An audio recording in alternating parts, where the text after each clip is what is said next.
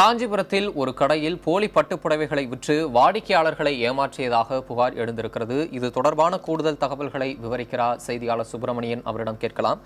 சுப்பிரமணியன், தனியார் கடையில போலி பட்டுப்புடவை விற்பதாக புகார் வந்திருக்கிறது. ஆய்வில் கூட அது உறுதி செய்யப்பட்டிருக்கிறதாகவும் தகவல் கிடைத்திருக்கிறது. உண்மை நிலவரம் என்ன? அது குறித்த விரிவான தகவல்களை சொல்லுங்க. தம்பி, இந்த புகார் குறித்து முதல் கட்டமாக விஷ்ணு காஞ்சி போலீசார் விசாரணை நடத்தி வருகிறார்கள்.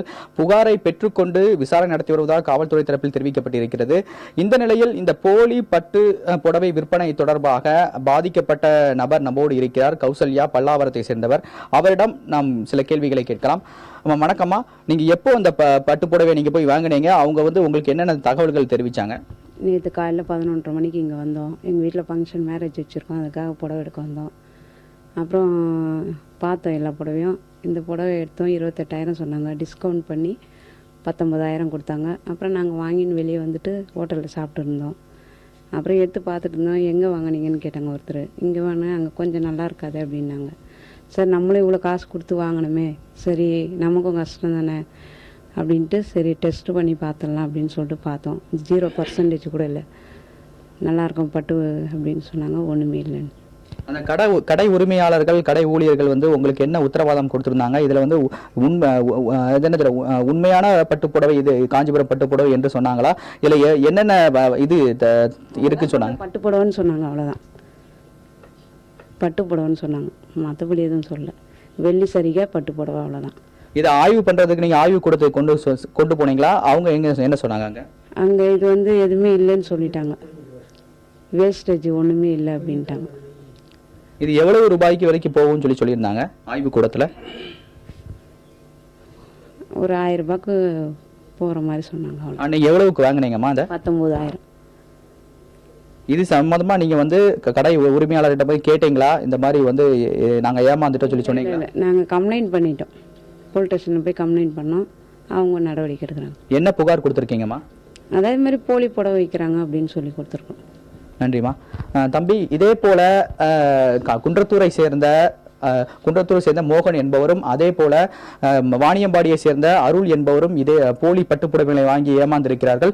இவர்களும் விஷ்ணு காஞ்சி காவல் நிலையத்தில் புகார் தெரிவித்திருக்கிறார்கள். புகார் குறித்து முதல் கட்டமாக CSR மட்டுமே பதிவு செய்யப்பட்டிருக்கிறது.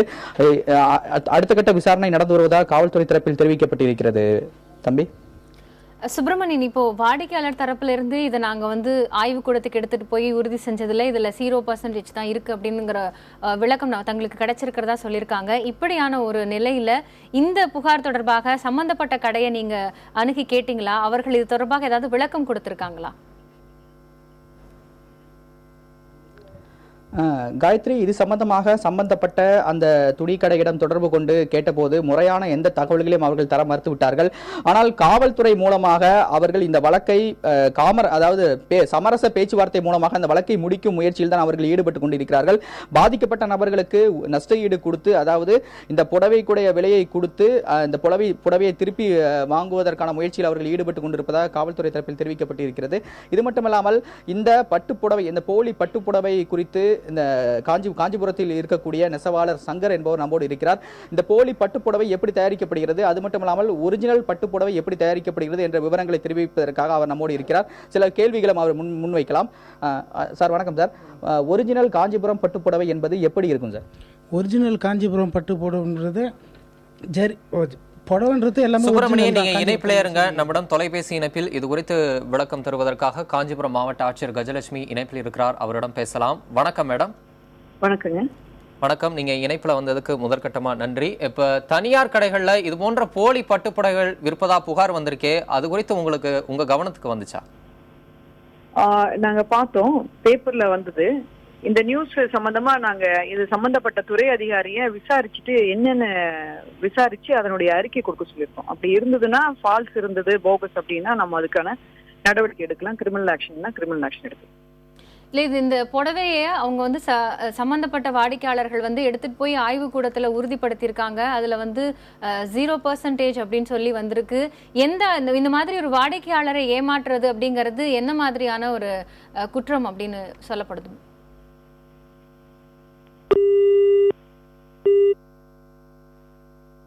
இணைப்பில் வந்து உங்களுடைய விளக்கங்களை கொடுத்தமைக்கு நன்றி திருமதி கஜலட்சுமி. சுப்பிரமணியன், இடைவேளைக்கு முன்பாக போலி பட்டுப்புடவைகள் வாங்கி ஏமாந்த வாடிக்கையாளர்கள்ட்ட பேசுனீங்க. இது தொடர்பாக நம்மளுடைய தொலைபேசி இணைப்பில் வந்த மாவட்ட ஆட்சியர் கஜலட்சுமி உரிய நடவடிக்கை எடுக்கப்படும் அப்படின்னு சொல்லியிருக்கிறாங்க. தற்போது இந்த வாடிக்கையாளர்கள் போலி பட்டுப்புடவைகள் வாங்கி ஏமாந்த அந்த வாடிக்கையாளர்களும் மற்றவர்களும் இது தொடர்பாக அரசு இனிமேல் என்ன நடவடிக்கை எடுக்கணும்னு எதிர்பார்க்கிறாங்க? அவங்களுடைய கோரிக்கைகள் என்னவா இருக்கு? தம்பி, இதற்கு முன்பாக இந்த ஒரிஜினல் காஞ்சிபுரம் பட்டுப்புடவை எப்படி கண்டறிவது என்பதை விளக்குவதற்காக நெசவு தொழிலாளி சங்கர் என்பவர் நம்மோடு இருக்கிறார். நாம் அவரிடம் சில கேள்விகளை முன்வைக்கலாம். சார் வணக்கம் சார். இந்த ஒரிஜினல் காஞ்சிபுரம் பட்டுப்புடவை என்று சொல்லப்படுது, அது எப்படி கண்டறிவது? ஒரிஜினல் காஞ்சிபுரத்தில் நெய்யக்கூடிய நெசவு மொத்தமே ஒரிஜினல் சேலைங்க தான். அதில் எந்த விதமான மாற்றம் கிடையாது. இதில் வரக்கூடிய அந்த ஜரிகைகள் தான் தரம் கம்மியாக இருக்குது. அதாவது இது பார்த்தீங்கன்னா ஒரிஜினல்ன்றது வந்து ரேட்டு அதிகமாகும். சேலை ஒரிஜினல் சேலை எடுக்கணும்னா கிட்டத்தட்ட பார்த்தீங்கன்னா ஒரு 10,000 to 15,000 மேலே போனால் தான் ஒரிஜினல் சேலை. 15,000 மேலே போனால் எவ்வளோ பெரிய ரேட்டு ஒன்றாலும் சேலை இருக்குது. ஆனால் இந்த தரமற்ற சேலைகள் இருக்குது பாருங்கள், அது வந்து கம்மியான ரேட்டில் 5,000 கூட கிடைக்கும் உங்களுக்கு. இப்போ நான் நெச்சு முடித்த சேலை ஒன்று ஒரிஜினல் இருக்குது, முடித்து வச்சுருக்கேன். இப்போ சாயந்தரம் எடுத்து போனால் அதை காமிக்கிறேன் பாருங்கள். சேலை இதுதான் ஒரிஜினல் சேலை, தரமான சேலை. இது எத்தனை லேபில் டெஸ்ட் பண்ணால் கூட தாராளமாக டெஸ்ட் பண்ணலாம். இப்போ உங்களுக்கு எடுக்கிறவங்களுக்கு சந்தேகம்னு ஒன்று வந்ததுன்னு சொன்னீங்கன்னா, நீங்கள் ஒன்று சேலை எடுக்கிறவங்க வந்து நெசவாளி தெரிஞ்ச தறி நெய்யக்கூடிய நெசவாளிகள் கூட்டும் போய் எடுக்கணும். இல்லையா உங்களுக்கு அடுத்தபடியாக உங்களுக்கு அப்படி யாரும் தெரியலன்னு சொன்னால் நேராக எடுத்து போய் லேபுக்கு எடுத்து போயிடணும். லேபுக்கு எடுத்து போனால் ஒரு சேலைக்கு 30 ரூபாயா 40 ரூபாய் தான் லேபுக்கு. அது எவ்வளோ பெரிய சேலை எவ்வளோ ரேட்டாக இருந்தாலும் சரி, அந்த சேலையை எடுத்து போய் கொடுத்தீங்கன்னா அவங்க வந்து லேபில் போட்டு காமிப்பாங்க. இப்போ வந்து இந்த பார்டர் ஒரிஜினலா, இதில் இருக்க டிசைன் புட்டா ஒரிஜினலா, இந்த முந்தானி ஒரிஜினலா, இதெல்லாம் போட்டு அவங்க வந்து ஒரு பில்லை கொடுத்துடுவாங்க. அந்த பில்லை எடுத்துகிட்டு அது வந்து கவர்மெண்ட் லேப், எந்த பிரச்சனையும் கிடையாது. இப்போ தனியார்னு பார்க்க போனால் இப்போ மக்கள் என்ன பண்ணுறாங்க, ஒரிஜினல் சேலை வேணும்னு தான் கேட்குறாங்க.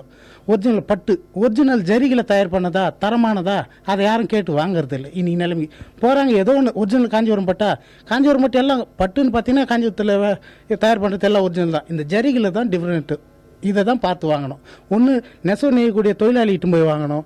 இல்லைன்னு சொன்னால் நீங்கள் நேராக யாருமே தெரியலன்னா லேபுக்கு எடுத்து போகலாம். நீ போய் கேட்க சொல்லி எனக்கு இந்த ரேட்டில் வேணுங்க, ஒரிஜினல் தான் வேணும், நான் இல்லை நீங்கள் வாங்க, இந்த சேலை எனக்கு பிடிச்சிருக்கு, நேராக வாங்க, 2 பேருமே லேபிள் டெஸ்ட் பண்ணுவோம், பில்லு போட்டோம், அது என்ன ரேட்டாக இருந்தாலும் நாங்கள் பணத்தை கட்டுவோம் அப்படின்னு அதை சொல்லி வாங்கலாம். சும்மா தரம் இல்லாத இந்த புரோக்கர் இது மாதிரி ஆட்களை கூட்டு போயிட்டு அவங்க கமிஷனுக்கு. இதனால் வந்து உங்களுக்கு ஏதாவது பாதிப்புகள் வாய்ப்பு இருக்குதா? எங்களுக்கு பாதிப்புன்னு எங்களுக்கு நெசவாளிக்கு பாதிப்பு எதுவும் அப்படி கிடையாது. இப்போ வெளியூர் சேலைலாம் வேறு வருது. இப்போ வந்து எடுக்கிறவங்க என்ன கேட்குறாங்க, போனோன்னே கடை எனக்கு 5,000 ரூபாயில் சேலை கொடுங்க, 6,000 ரூபாயில் சேலை கொடுக்குறாங்க. அவங்க பாருங்க, இந்த ஒரிஜினல் சேலை 5,000 6,000 ரூபாய்க்குலாம் கிடைக்காது. குறைஞ்சபட்சம் 15,000 மேலே தான். அவங்க சரி வந்த கஸ்டமர் வெளியே. நன்றி சார். இதே போல இந்த பாதிக்கப்பட்ட 3 நபர்களும் புகார் மனுவில் தெரிவிக்கப்பட்டிருக்கு என்னவென்றால், இது போன்ற போலியாக தயாரிக்கப்பட்டிருக்கக்கூடிய பட்டு புடவைகளை கண்டறிந்து உரிய நடவடிக்கை அரசு உரிய நடவடிக்கை எடுக்க வேண்டும். அதுபோல காஞ்சிபுரம் என்றாலே பட்டுப்புடவை தான் நினைவுக்கு வரும். அந்த பெயரை களங்கம் ஏற்படுத்தும் வகையில் இது போன்ற போலி பட்டுப்புடவைகளை தயாரித்து விற்பனை செய்வது வந்து மிகவும் ஒரு கண்டனத்துக்குரிய விஷயம் என்றும் நெசவாளிகள் தரப்பில் தெரிவிக்கப்பட்டிருக்கிறது. தம்பி, நிச்சயமாக சுப்பிரமணியன், இந்த விவகாரத்தில் உரிய நடவடிக்கை எடுக்கப்பட்டு இந்த பிரச்சனைகள் விரைவில் களையப்படும் அப்படின்னு எதிர்பார்க்கலாம். உங்களுடைய தற்போதைய தகவல்களுக்கு நன்றி.